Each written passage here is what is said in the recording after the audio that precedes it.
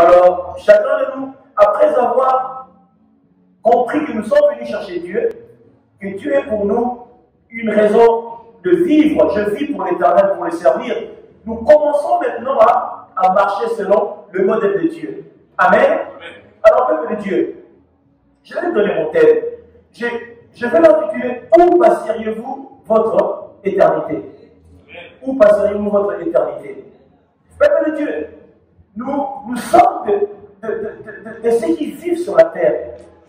La Bible dit que nous sommes dans ce monde, mais nous ne sommes pas de ce monde. Nous vivons dans ce monde, mais nous sommes ceux qui sont appelés à retourner auprès du Père.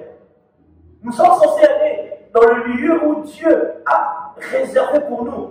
Dieu n'a pas menti lorsqu'il dit, dans Jean chapitre 14, le verset 12, il a dit quoi? Il y a plusieurs demeures dans la maison de mon Père. Il a dit, si cela n'y était pas, je ne vous l'aurais pas dit. Si je vous le dis, parce qu'il y a le lieu qui sont réservés pour les saints. Alors écoutez, ma question c'est où vous allez passer votre éternité? C'est quoi déjà l'éternité? Quand on parle de l'éternité, on voit bien que c'est quelque chose qui demeure pour toujours. C'est quelque chose qui reste à l'infini. Christ ne cessait de le dire, il dit, je vous le dis, en éternité, en éternité. Je vous le dis en éternité, en éternité. Ce que je vous dis, c'est une parole qui demeure éternellement, c'est une parole qui ne pourra pas être changée. C'est une parole qui demeurera pour toujours. Alors, peuple de Dieu, beaucoup d'entre nous sont en train de vivre sur la terre.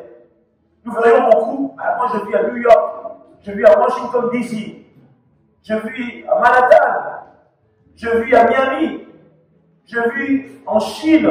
Ce sont des demeures terrestres. Mais Dieu nous a envoyés sur la terre, nous sommes en mission, en sachant que chacun de nous va vivre sur la terre, mais après cela, nous allons quitter ce monde pour aller dans un lieu. Le lieu là, ça dépend de comment nous avons vécu sur la terre. Tu passeras ton éternité où? Ton éternité dépend de comment tu vis sur la terre, la vie que tu mènes sur la terre. Si tu vis une vie conformément à la volonté de Dieu, il y a un lieu qui est réservé aussi pour toi. Mais si tu vis une vie contraire à la volonté de Dieu, il y a un lieu qui est réservé pour toi. Mais aujourd'hui, les communs des mortels, les êtres humains, même certains païens pensent que c'est une blague, ce que nous racontons. Qu'est-ce qu'ils sont en train de raconter? Mais ça ne va pas. Peuple de Dieu, la France, le lieu que nous vivons, ce n'est pas suffisant. Le monde ne suffit pas. Au-delà de ceci, il y a un lieu d'éternité qui est réservé à chacun de nous. Alors moi, je dis encore, où passeriez-vous votre éternité? Peuple de Dieu, c'est comme une blague. La Bible dit, il y a l'enfer, il y a le paradis. Et ici, nous allons voir, il y a le séjour de mort et il y a le sein d'Abraham. Parce que si on doit parler de l'enfer, personne n'y est. Le premier à inaugurer l'enfer, c'est Satan. Le paradis, la Bible dit quoi? On est en train de préparer les tables pour ceux qui seront appelés à être admis. On est dans le sein d'Abraham. Tout le monde, là, on parle de sein d'Abraham, parce qu'on est encore dans le sein d'Abraham et dans le séjour des morts. Autrement dit, appelé le lieu de tourment. Mais peuple de Dieu, mais aujourd'hui, on est en train de vivre sur cette terre. On croit que, parce que nous avons réussi, c'est fini, c'est suffisant. Mais après cette réussite, tu quitteras ce monde. Mais où passeriez-vous votre éternité maintenant? C'est dans cette pensée que je vais ramener les choses. Alléluia. Alors, je vais prendre une belle histoire que la Bible connaît, que nous connaissons d'ailleurs. Je prends Luc chapitre 16, verset Saint-Esprit.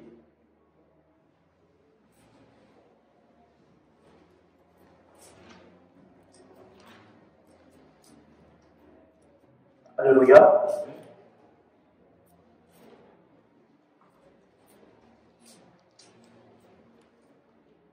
Est-ce que nous sommes peuple de Dieu?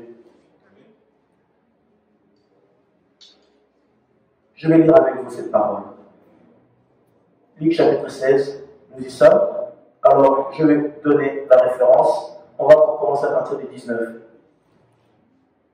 Nous allons aller par étapes pour ne pas tout lire. Nous y sommes.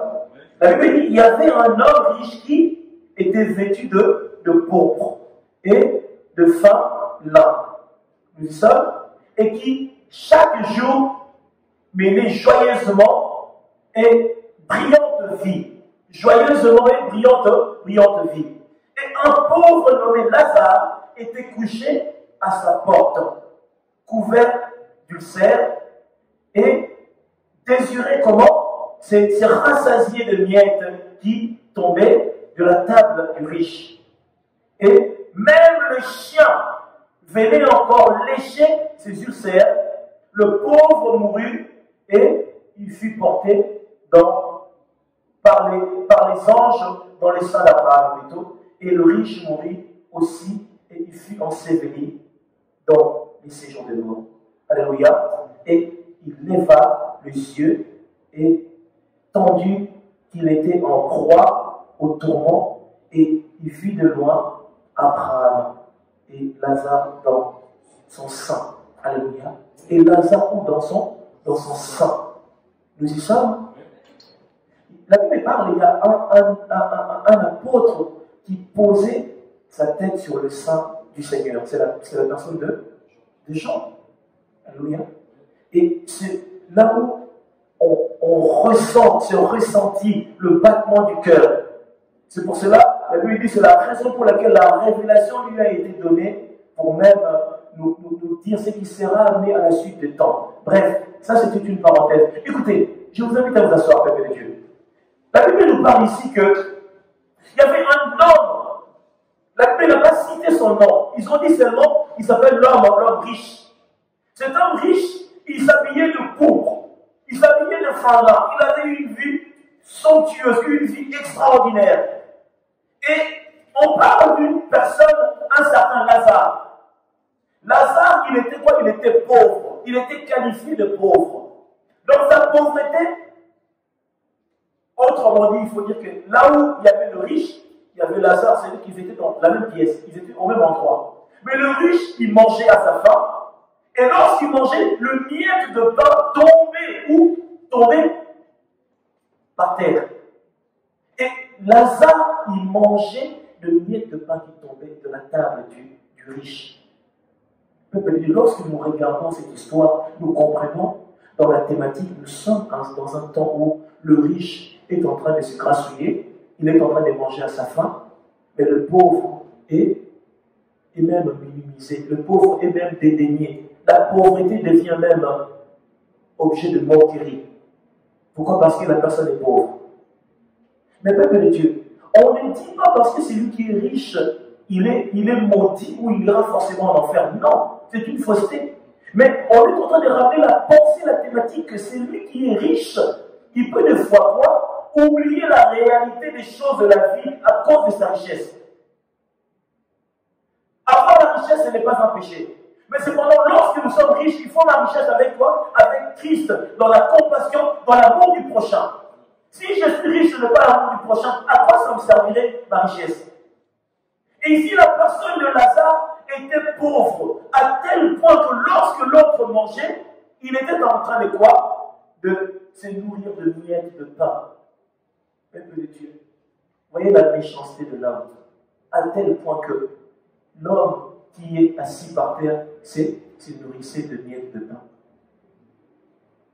Et c'est ce que nous voyons dans les temps que nous sommes. La justice, le manque d'amour. Chacun de nous veut posséder. Il veut posséder à tel point que s'il s'enrichit, il voit lui, son intérêt. Les autres, ça ne lui parle pas. Des personnes comme Lazare, il y en a de plus en plus. Il y en a de plus en plus plutôt. Mais cependant, quelle vie? C'est une vie de tristesse. Mais le Seigneur tient compte de la personne de Lazare. Pourquoi? Parce qu'il était misérable pauvre. Il était dédaigné. Mais quelque chose s'est produit. C'est que personne n'attend, parce qu'ils ne sont pas éternels. La Bible parle quoi que ils sont morts. Les deux, ils sont morts. Mais c'est là où j'ai dit, où passeriez-vous votre éternité? Pendant la mort, Dieu, dans son amour, Abraham était son ami. Il dit à Abraham que tu seras le père de la multitude. Et beaucoup seront bénis là à ton nom. Si je regarde dans l'alliance avec Dieu, nous sommes des enfants, nous avons Abraham pour père plutôt. Et le lieu de repos des saints, Dieu l'a nommé le sein d'Abraham. Et le lieu de tourment, c'est le lieu qui est réservé à tous ceux qui sont dans la désobéissance de la parole de Dieu et de Christ lui-même. Ils se sont retrouvés, le riche dans le lieu de tourment et la personne de qui de Lazare dans le sein d'Abraham.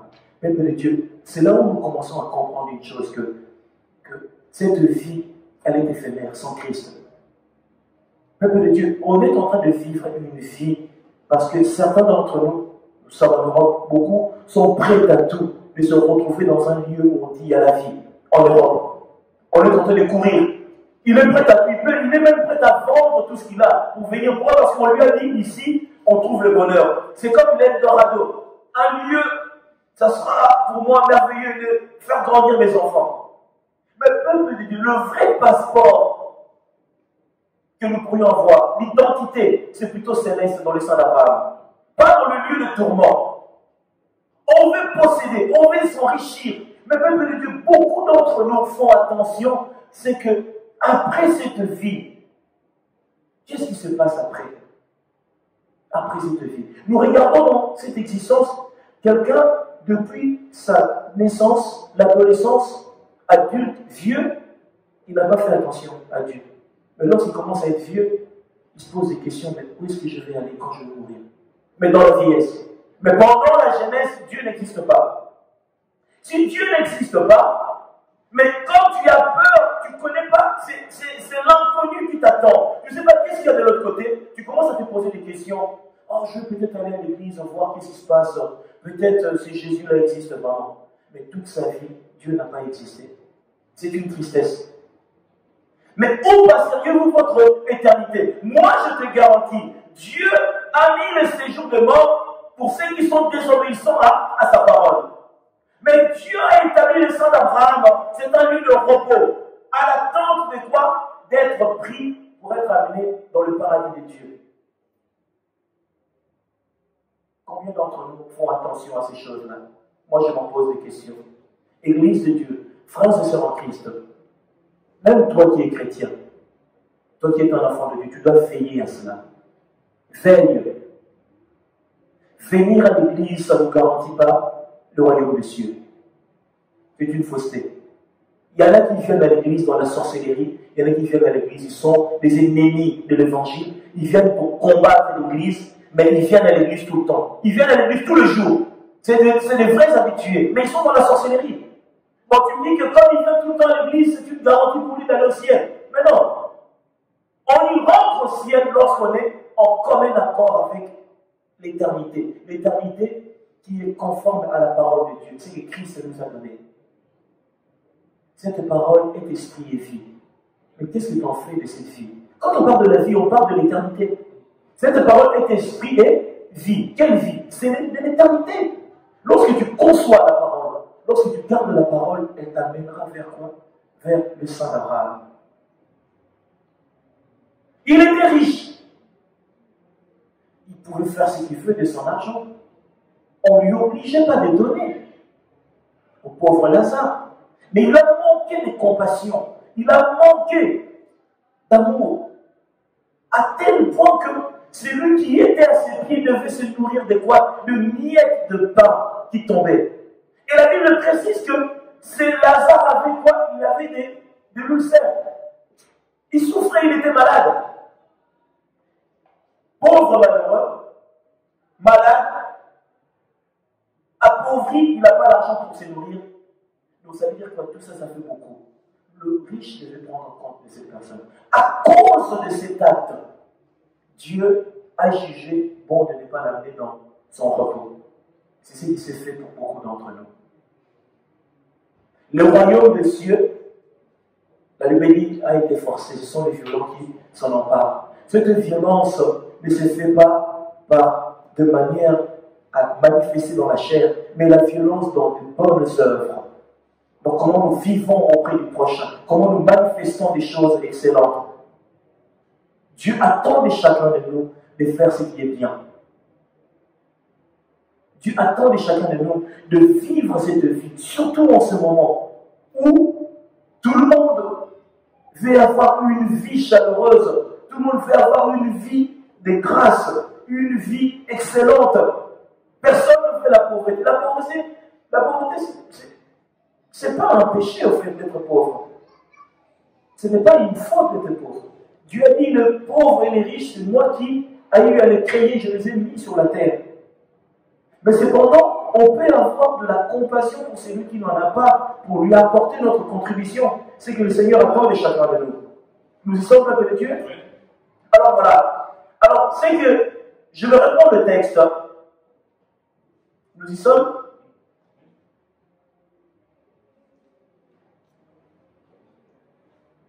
Je vais reprendre le texte à partir de 24. Il cria, Père Abraham, aie pitié de moi. Envoie Lazare pour qu'il trempe le bout de son doigt dans l'eau et me rafraîchisse la langue. Et me rafraîchisse la langue. Autrement dit, le lieu de tourment, c'est un lieu de souffrance.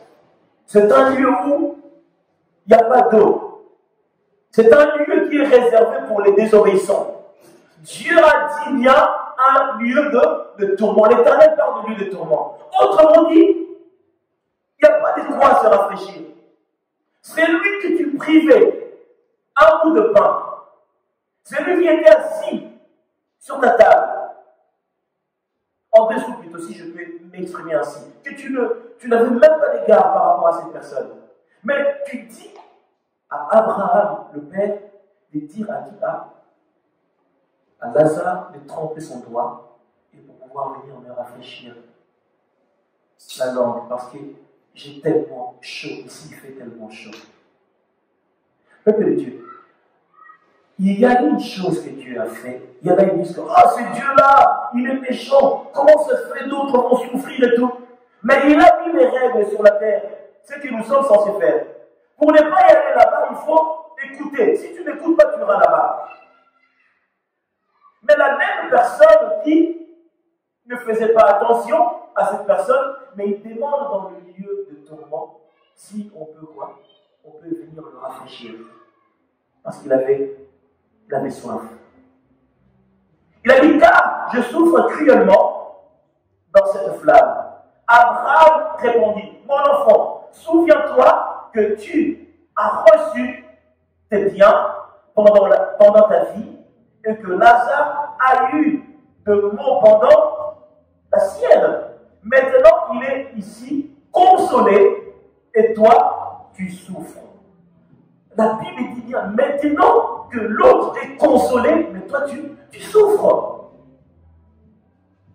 Dieu parle clairement qu'il consolera ceux qui sont en train de souffrir ici. Peuple de Dieu, la souffrance de temps présent ne saurait être comparée à la gloire à venir. La gloire à venir est encore merveilleuse. Dieu a gardé des belles choses pour nous. Dieu a mis pour toi et moi des choses qui seront pour nous joyeuses et agréables. Mais peuple de Dieu, nous dirons même, c'est tout le temps pareil, moi, c'est si.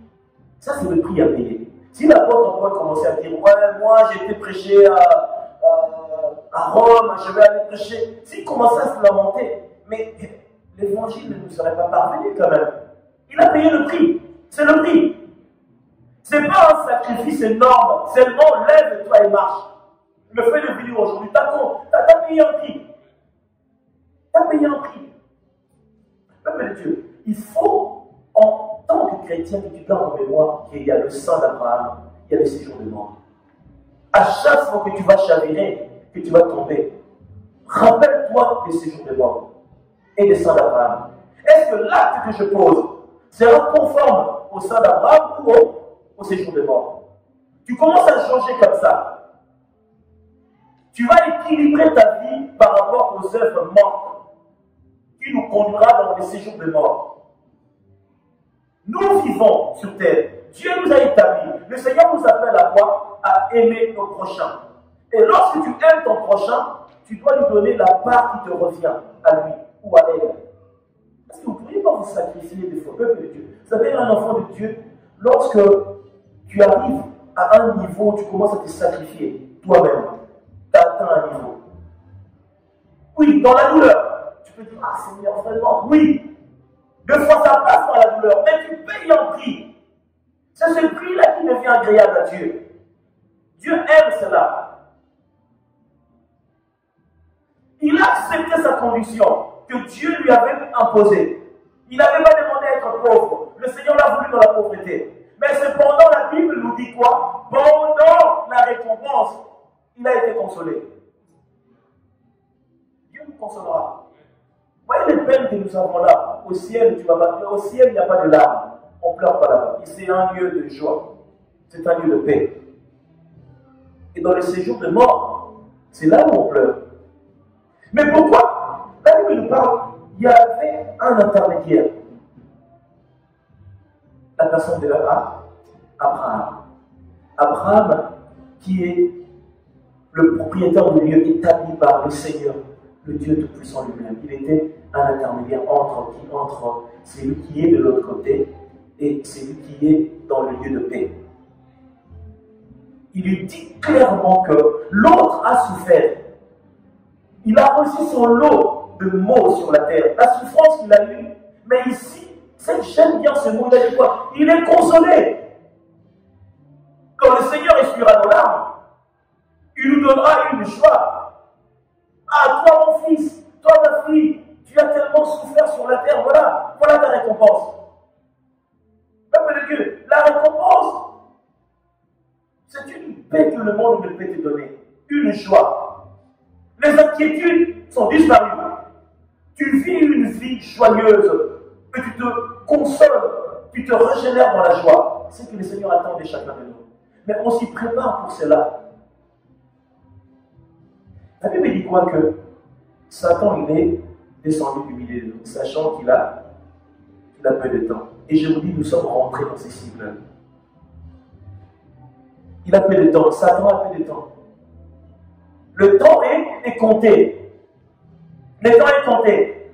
Si je vous dis qu'on est en train de penser à réécrire la Bible, on est en train de ramener les choses que si tu entends ça, tu dis Seigneur, mais où allons-nous? On est en train de préparer, on enlèvera Genèse chapitre 2 pour nous dire que Adam et Ève n'ont pas existé. Ce sont des pensées démoniaques. Ça veut dire que le diable est en train de préparer son royaume, nous les chrétiens, mais soyons pas ceux qui vont glisser dans cette perche. Tu perdras le ciel à cause de certaines choses. Il y a ces religions qui ne s'entendent pas. Ils vont c'est quoi? Ils vont signifier. On est en train de préparer. Je n'ai même pas besoin de les citer ici, parce qu'il y a de ces choses qui se sont préparées. Pourquoi? Pour faire perdre une multitude. Mais que Dieu nous aide. Mais Dieu, c'est pour cela que je te parle de où passeras-tu ton éternité? Tu dois veiller à cela. Être chrétien, c'est bien. Mais tu es chrétien comment? Est-ce que tu vis la vie chrétienne? Est-ce que tu te préserves ou pas? Parce que l'Église doit parler de ces choses. Si l'Église n'en parle pas, même Dieu me jugera moi. Pourquoi? Parce que je n'ai pas eu à citer cela. Veille à ton éternité. Veille à cela. Veillez. Veillez. C'est le temps de veiller. Que personne ne nous trouble, que personne ne nous tourmente. L'ennemi est en train de nous combattre. Pourquoi? Parce que c'est le temps qu'il doit nous combattre pour nous empêcher d'hériter le royaume des cieux. Peuple de Dieu, il y a beaucoup de choses encore à commettre. Il y a beaucoup de choses encore à faire. Et cependant, ce que nous sommes en train de faire là, c'est de nous préparer pour l'éternité. Est-ce que nous sommes peuple de Dieu? Amen. Amen. Alors, peuple de Dieu, je reprends la parole. Où est-ce que nous sommes arrivés? Comment? 26. La Bible dit d'ailleurs, il y a entre nous et vous un grand abîme, afin que ceux qui voudraient passer ici vers vous ou de là vers nous ne puissent pas le faire. Il y a une unité entre ceux qui sont dans le tourment et ceux qui sont dans les salles d'Abraham. Tu ne peux pas dire, oh, aujourd'hui, bon, moi je rentre en vacances de l'autre côté, bon, ici j'ai trop chaud. Non, ça n'existe pas. C'est fini. C'est fini. Dieu parle clairement que ceux qui sont de l'autre côté, ils resteront pour toujours. Ceux qui sont de ces côtés-là, ils resteront pour toujours. Pourquoi? Ce n'est pas encore l'enfer, mais c'est le lieu seulement de tourment. C'est un avant-goût de l'enfer. Celui qui est dans le séjour des morts, c'est un candidat pour l'enfer. Il est juste à l'attente. C'est un lieu de transit pour l'enfer. Celui qui est aussi dans le sein d'Abraham, il est en attente pour le paradis. Parce que le paradis sera ouvert lorsque tout se manifestera, lorsqu'il y aura la consommation finale. Là, ce n'est pas le jour où nous sommes censés parler de ça, mais c'est juste une parenthèse. Et il y a la Nouvelle Jérusalem, là où les saints y résideront pour toujours. Là, on ne parle pas encore le millénaire, ainsi de suite. Il y a beaucoup de choses qui vont se manifester. Mais tous ceux qui sont morts, il y a deux endroits, où tu es dans les soins d'Abraham, où tu es dans le séjour des morts. Il n'y a pas de position intermédiaire. Il n'y a pas. Il n'y a pas. Et ceux qui sont fauchés avant l'heure, ils sont au service des esprits impurs. Lorsque l'heure arrivera, il va aller dans les séjours des morts. Ne laissez pas pour le diable vous faucher avant l'heure. Il ne faut pas. Oh, lui, il a été mangé par les sorciers. Un chrétien, ça ne peut jamais lui arriver. Sauf s'il a baissé la garde, il faut déjà que Dieu le permette. Mais ceux qui sont fauchés, pourquoi? Parce qu'ils se sont retirés de la présence de Dieu. Le Seigneur attend de son Église d'être éveillés. Les fils de la perdition est plus sage que ceux qui sont révélés. Nous avons la révélation, mais nous n'avons pas la sagesse. Nous sommes censés être prudents, mais nous ne sommes pas prudents. Nous sommes censés être sages, mais nous n'avons pas la sagesse. Parce que nous croyons. Croire, c'est bien. Il faut maintenant, en croyant, que nous mettons en pratique les choses que nous entendons. Je crois en Christ, je sais qu'il existe, mais je dois mettre en pratique la parole de Dieu pour vivre selon la parole. Nous entendons, mais nous ne pratiquons pas. Cette parole est prêchée chaque année, mais nous ne pratiquons pas cela. Mais ceux qui sont au service des ténèbres, lorsqu'on leur dit des choses, ils sont obéissants plus que les enfants de la lumière. Ils écoutent. Peuple de Dieu, faisons attention à ces choses. Nous y sommes. Alors, je reprends le texte du peuple de Dieu. Alors, la Bible parle clairement qu'il y a une unité entre quoi? Ceux qui sont dans les séjours de mort et ceux qui sont dans les saints d'Abraham. Le riche dit, écoutez, la Bible dit, qui a écouté à notre prédication? Qui a prêté attention? Pourquoi? Ils ont peur de la conversion. Il y en a, ils ont peur que Jésus-Christ se rentre dans leur cœur, qu'ils les changent, qu'ils deviennent des adorateurs. Ils ne veulent pas. Pourquoi? L'amour du monde a gagné leur cœur. 1 Jean, chapitre 2, le verset 15. La Bible dit quoi? Que n'aimez pas le monde et ce qui est dans le monde. Ceux qui aimeront le monde seront en inimitié avec Dieu. L'inimitié rentre dans cette thématique. Pourquoi? Parce que tu es loin de la volonté du Seigneur. L'inimitié vient lorsque celui qui est censé demeurer dans la volonté de Dieu ne le fait pas. Même si tu es chrétien, tu peux rentrer en ennemi de Dieu. Pourquoi? Tu commences à aimer le monde, l'amour du monde. L'amour du monde, c'est l'ennemi de Dieu. Pourquoi? Parce que tout ce qui est dans le monde font objet de nous détourner de la présence de Dieu. Nous écartent de la présence de Dieu. Le monde. Le monde est comme une prison à ciel ouvert. Si tu ne fais pas attention, tu seras emprisonné pour aller dans les séjours des morts. Le monde dont nous vivons. Regardez le monde. C'est un lieu qui est quoi? Qui est souillé. Mais nous vivons comme la colombe, prudents comme le serpent. Parce que nous ne savons où mettrons le pied. Qui est qui, tu ne sais pas. Tu sauras de qui est qui lorsque le Seigneur te révèle. Pour que Dieu te révèle, il faut que tu sois dans la profondeur, dans la communion. Le monde dont nous vivons est de plus en plus dangereux. Peuple de Dieu. Beaucoup perdront leur salut. Pourquoi? À cause de l'ignorance. Parce que nous prêchons, on endurcit le cœur. Le riche qui était dans les saints, dans les séjours des morts, Il a plaidé la cause de quoi? De sa famille. Waouh! Il s'est rendu compte que hein, c'est une chaleur, c'est de la souffrance. Si Jean, mon frère, venait ici, tel que je sais, il va tomber dans les pommes. Lui, comme il ne supporte pas, alors là, je vais aller le prévenir. Hein? Quelqu'un qui souffre, mais il pense à sa famille. C'est pour la raison pour laquelle j'ai dit, plaidez la cause de vos familles tant que nous sommes encore en vie. Demande à Dieu de les sauver.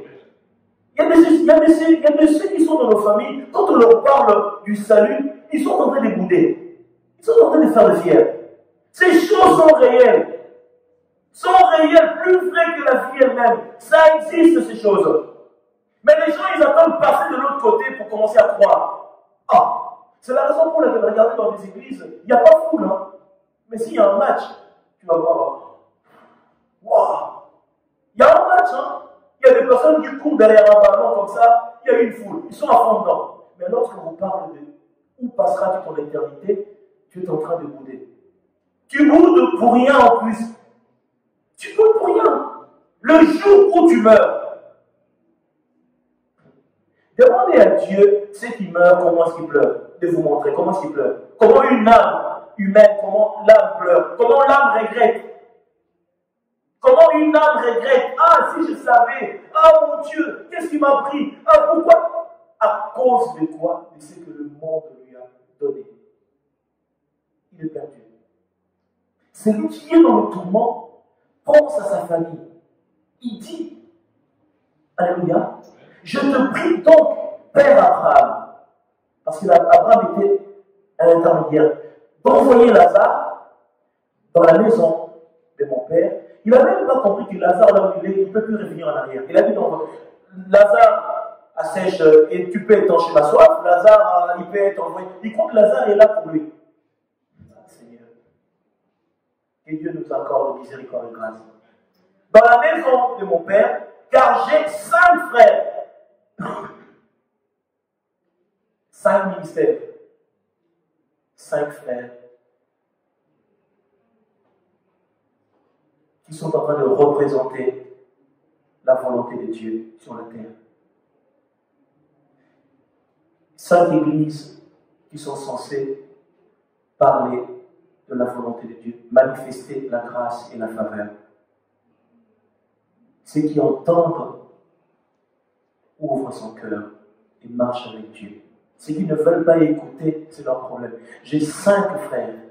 Ces 5 frères que j'ai, je vous en conjure, c'est pour que tu leur attestes de ces choses afin qu'ils ne viennent pas aussi dans ces lieux de tourment. Abraham répondit, ils ont Moïse et les prophètes qui les écoutent. Et il dit, non, Père Abraham, mais si quelqu'un de mort va vers eux, ils se repentiront. Waouh! Quelqu'un est mort. Vous voyez, attendez, est-ce que vous savez si ça veut dire quoi par là? Ils prennent conscience que leur cœur est tellement endurci à tel point que si quelqu'un de mort va, ils vont écouter. C'est ce que nous voyons dans ce monde. C'est ce qu'il y a dans nos familles, à nos proches. Il faut que votre arrière-grand-père, l'ancêtre, là, il dit, c'est moi l'ancêtre, ceci. Je te dis là-bas, ça chauffe. Réponds-toi. Vous voyez comment est-ce que les gens voient les choses? Mais lorsque nous sommes là, pasteur, je parle, oh, lui, ils ont besoin. Regarde, ils sont fauchés. Ils ont besoin d'argent. Ils veulent notre argent. Je te parle pour le ciel. Je te parle pour le salut. Je te parle. Je n'ai pas besoin de ton argent. J'ai besoin de ton âme pour le ciel. On est en train de peuple de Dieu. Est-ce que vous savez que c'est dangereux de ne pas aller au ciel? C'est très dangereux. Même à mon pire ennemi, je n'aimerais pas qu'il aille en enfer. Mais non. On parle de l'éternité. Ça veut dire quoi? Jusqu'à l'infini de l'infini, il sera tourmenté, il sera dans la souffrance. On dira Dieu est méchant. Mais pourquoi tu n'as pas écouté alors? Dieu a simplifié. Accepte-moi, tu auras l'éternité. Est-ce que Dieu a dit, prenez une pioche, commencez à casser des pierres pour aller au ciel, fais ça toute ta vie, et quand tu mourras, tu vas au ciel? Non, il a dit, accepte. C'est un exercice facile, accepte seulement. Dites à vos familles, acceptez Jésus. Même si tu dis, ouais, moi j'ai pris, non, accepte, tu ne l'as pas encore accepté. Accepte Christ comme Seigneur et Sauveur. Peuple de Dieu, l'accepter et aller dans un lieu, tu ne l'as pas accepté, tu ne l'as pas reçu, c'est des choses. Il y en a qui n'ont pas reçu Christ comme Seigneur et Sauveur. Ils ont été dans un lieu, je ne sais pas comment ça s'est passé, il était invité dans une église, il est là-bas, mais il n'a pas rencontré le Seigneur. Et c'est ça qui fait qu'aujourd'hui, on a des églises, des chrétiens païens. Il y a beaucoup de chrétiens païens. Ils sont chrétiens, mais c'est des païens. C'est des personnes, oh, mais qu'est-ce que je fais là? Mais moi j'allais à l'église. Non! Tu allais à l'église dans la chair, mais tu n'avais pas rencontré le Seigneur. Peuple de Dieu, moi j'ai une responsabilité de dire à l'église que les temps sont mauvais. C'est à nous de nous préparer pour le ciel. Le Seigneur a mis toutes choses à notre portée. La parole de Dieu, elle est simple. Il a dit quoi? Venez à moi, vous tous qui êtes fatigués, chargés, je vous donnerai le repos. Il a dit, mon joug est comment? Mon joug est léger. C'est le joug, c'est quoi? C'est que le prix du salut est léger. Ça ne pèse pas. Même la Bible, est-ce que la Bible pèse 300 kilos, je ne sais pas quoi? Non. Regarde, la Bible ne pèse pas. Mais elle pèse dans le contenu. Le contenu pèse plus. Elle est tellement forte et puissante. Mais si tu regardes l'élément, mais le contenu pèse. Alléluia. Je bénis le Seigneur. Alors, nous y sommes. Et Abraham lui dit, s'il n'écoute pas Moïse et le prophète, ils ne se laisseront pas persuader, même si quelqu'un est mort ressuscité. Et aujourd'hui, quand on parle de Moïse, c'est nous qui représentons aujourd'hui Moïse et les prophètes, c'est nous. Moïse, quand on dit Moïse, moi je regarde Moïse, c'est un prophète, mais je l'associe dans la Nouvelle Alliance comme un évangéliste. Il est arrivé chez les anciens d'Israël, il leur a dit, Dieu m'a dit de venir vous évangéliser. Nous allons aller dans Canaan, nous allons aller dans la terre promise. Je vais vous amener ceux qui ont accepté la parole de l'évangile, ils ont quoi? Ils ont accepté, ils ont fait la route avec lui. Mais pendant la route, le chemin du désert, il y en a qui restaient pour y mourir. Pourquoi? Parce qu'ils étaient désobéissants à la parole. Il en est ainsi aujourd'hui. Nous voulons tous rentrer dans l'église. Mais lorsque nous sommes à l'église, il faut obéir à la parole pour ne pas mourir. Moïse, il en était ainsi. Moi, j'appelle Moïse l'un des plus grands évangélistes de tous les temps. Combien ils étaient les enfants d'Israël? Une multitude. Il est venu, il les a évangélisés. Allez, la route, le chemin, la traversée du désert jusqu'à Canaan. Bien qu'il a laissé la place à Josué, mais c'est lui qui les a évangélisés. Mais lorsqu'on évangélise, plutôt quand on évangélise quelqu'un, on doit ramener cette personne vers le salut. Veiller à son salut. Veiller à son salut. Peuple de Dieu, des fois, les choses de ce monde viennent endurcir notre cœur. Faisons un effort de ne pas laisser notre cœur quoi? Être enseveli du mal. Et ça devient dangereux. Ayez la facilité de donner. Ayez la facilité de donner. S'il faut faire un message pour le donner, ça sera remis encore à jour. Donnez. Donnez aux pauvres, soit au service de l'autre. Dieu, je pense qu'il a fait beaucoup de choses. Mais il a été filmé que le jour-là, Dieu était attristé par la situation-là. Lazare mangeait des quoi? Des miettes qui tombaient de sa table. Ça fait attrister le Créateur. Je pense que ce jour-là, il a été adjugé qu'il n'ira jamais dans le sein d'Abraham. Pour donner. Quel cœur qu'il avait. Ouvrons nos cœurs. Participe à la société. Pourvois aux besoins des saints. Pourvois aux besoins des pauvres. Donne. C'est ce que tu attends. Christ lui-même a donné. Aux besoins des saints.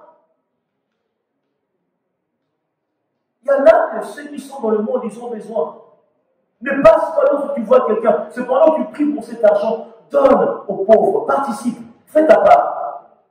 N'aie pas le langage des autres. Ouais, ils sont là, ils foutent rien, ils travaillent pas. C'est quoi ton problème? Fais ta part. Fais ta part. Dieu veut que tu fasses ta part. Pourquoi? Tu ne sais pas les portes que tu es en train d'ouvrir dans ta vie. Si la porte de Saint Abraham était étroite comme ça, mais tu es en train de l'ouvrir au fur et à mesure, jusqu'à ce que la porte sera large pour te laisser rentrer. Il y en a, leur porte était fermée. Mais pour rouvrir la porte, c'est à toi de faire de bonnes œuvres. Les bonnes œuvres sont inscrites dans le livre de vie que Dieu nous dit clairement qu'on ouvrira ce livre de vie pour regarder des bonnes œuvres et des mauvaises œuvres. Chacun de nous doit faire sa part. Est-ce que si un mort s'est réveillé pour aller prêcher, on croira? Oui, je suis sûr que si un mort s'est réveillé, oui, il y aura des choses qu'il a trouvées là-bas. Mais Dieu a dit qu'on ne ressuscitera pas de mort. Dieu a mis ici qui?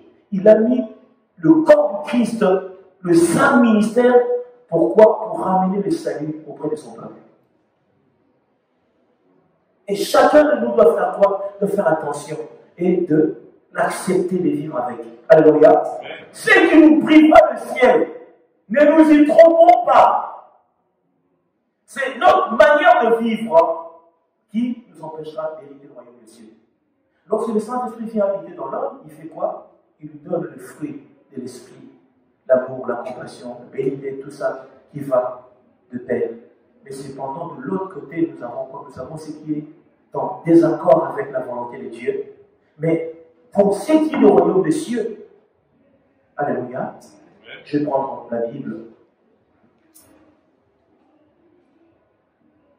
1 Corinthiens chapitre 6.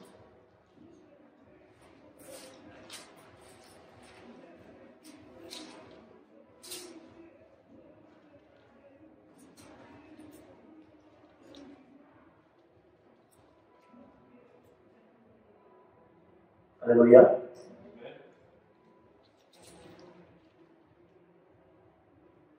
Nous disons, peuple de Dieu, je vais vous donner la référence.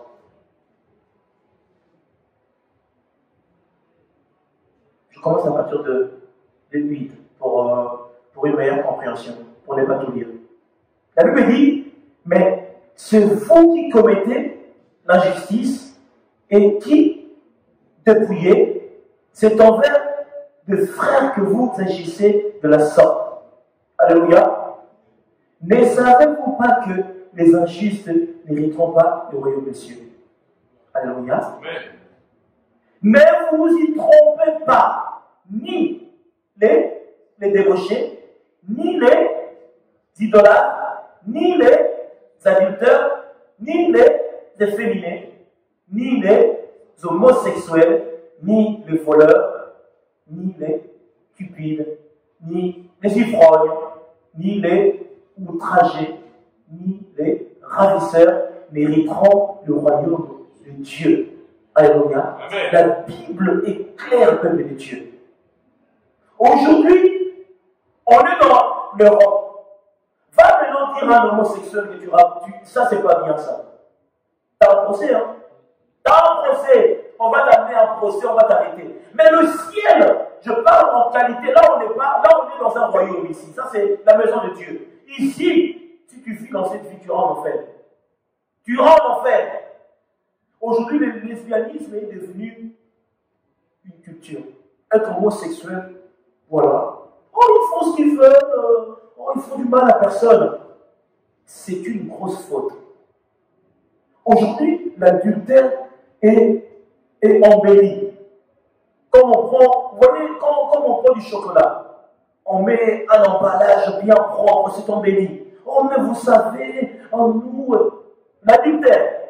Celui qui a épousé Jamil, demain il prend Marion, Magali, voilà, ça va.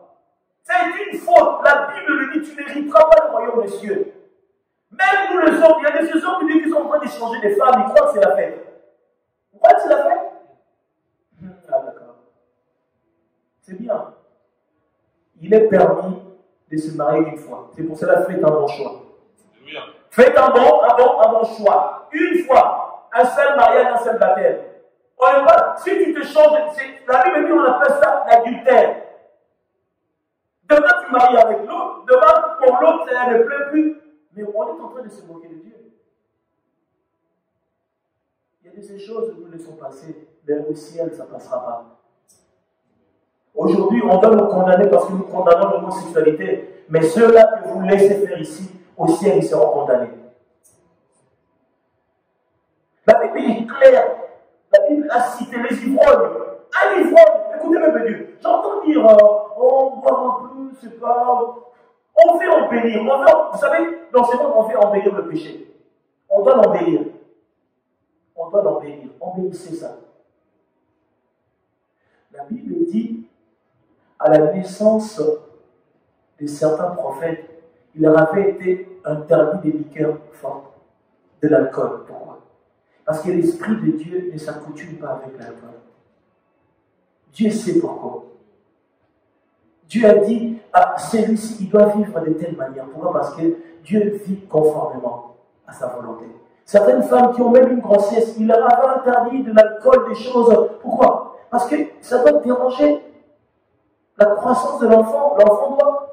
Vous voyez, et Dieu, il en est... Aujourd'hui, on est en train d'embellir certaines choses.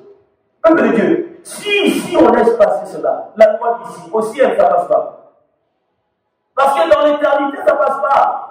Ici, on peut appeler des avocats le plus grand avocat du barreau de je ne sais pas quoi. Oui, il peut te laisser te sauver, d'accord, ok. Mais lorsque tu quitteras ce monde, la justice de là-bas marche conformément à ça.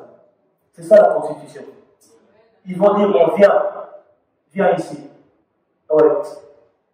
Alinéa 2, 3, verset, Jean a dit, ah d'accord, bon, moi je me conforme à ce qui est écrit dans la Bible. Beaucoup seront condamnés par rapport à ça. C'est l'ange qui est à l'entrée. Il va voir les textes, si ça fait conforme à toi pour que tu rentres ou pas. C'est comme ça que ça marche.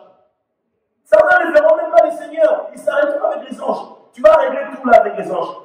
Si les anges disent, écoute, cette porte-là, tu ne rentreras pas. Comme dans le monde, quand on partait dans les boîtes de nuit, il y a un videur. En porte du ciel, il y a un videur aussi. Il y a un ange qui marche avec les Écritures. Si tu ne vas dans la volonté de Dieu, tu ne rentreras pas. Peuple de Dieu, qu'on ne nous laisse pas dans l'aveuglement. Beaucoup veulent nous laisser dans l'aveuglement. Mais l'Église est venue pour éclairer. L'Église est venue pour ramener la vie. On est en train du trajet, ça passe. On est en train de... Écoutez, on est dans un temps où ça passe. Mais lorsqu'on dit ça, ça ne passera pas. Oh non, voilà, ceci. C'est pour ça que j'ai dit que si tu vis de telle manière, mais où passeras-tu ton éternité même?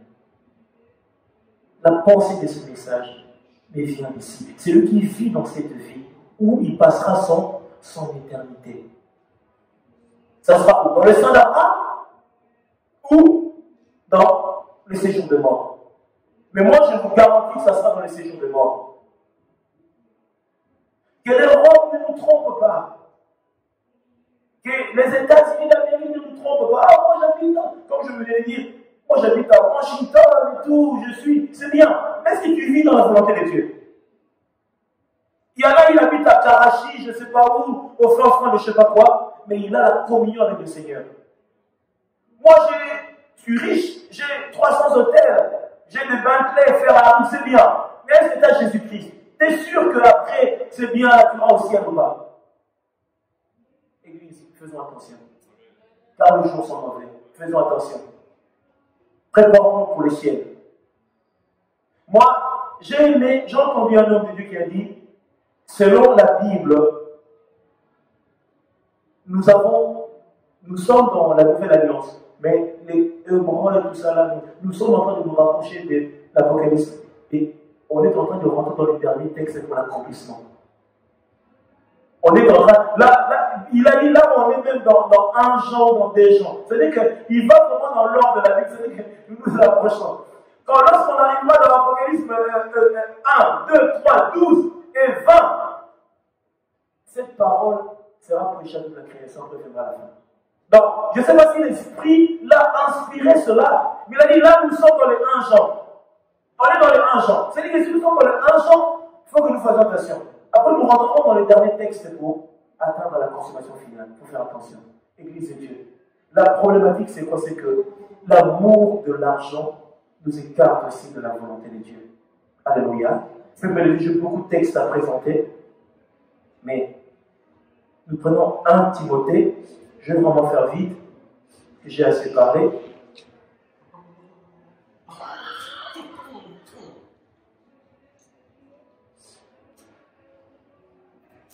Timothée 6, chapitre 6, le verset 10. La Bible dit, car l'amour de l'argent est une quoi? Est une racine de tous les maux. Quelques-uns, en étant possédés, se sont égarés loin de la foi. Loin de la foi, et quoi? Et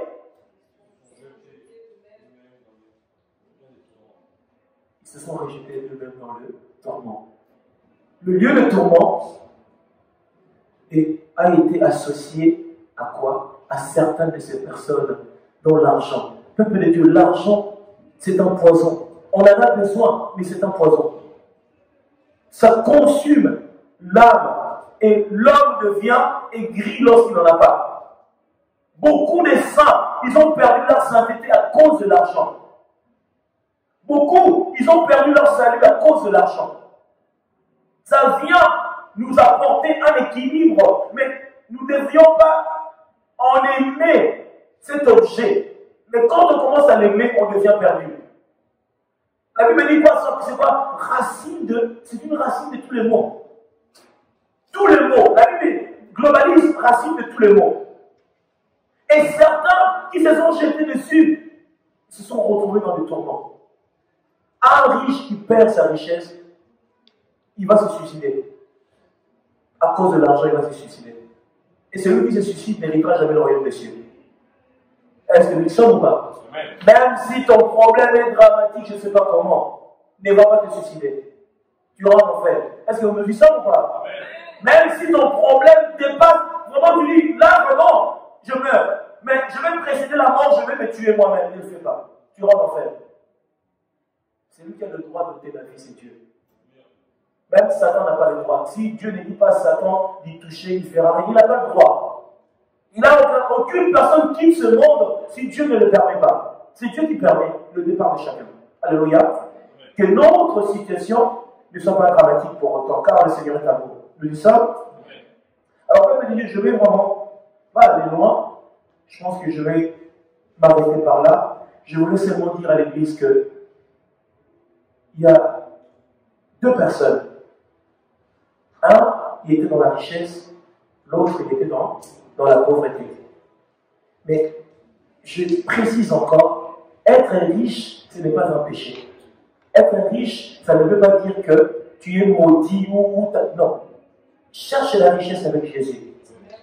Un homme comme Salomon avait la richesse avec Dieu. Parce que Dieu lui avait octroyé. Dieu donne aussi la richesse.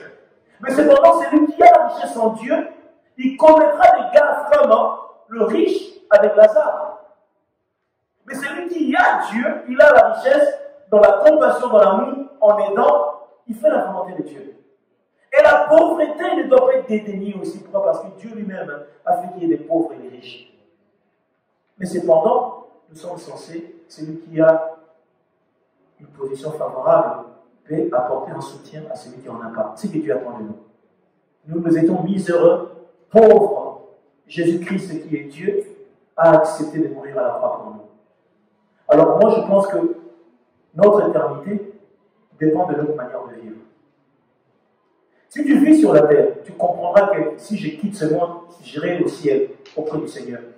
Parce que l'Esprit de Dieu ramènera ta vie à une conscience certaine que Dieu est avec toi. Alléluia.